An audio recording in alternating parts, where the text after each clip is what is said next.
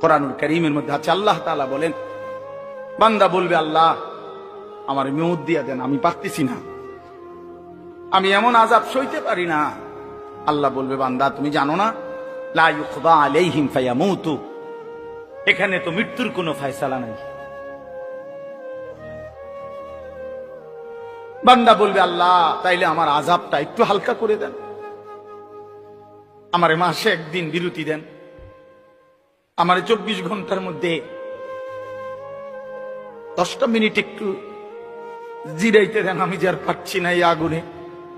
আল্লাহ বলেন, না বান্দা, ওয়ালা ইউখাফফাফু মিন আযাবিহা, না বান্দা, 1 সেকেন্ডের জন্য এই আযাব হালকা করা হবে না।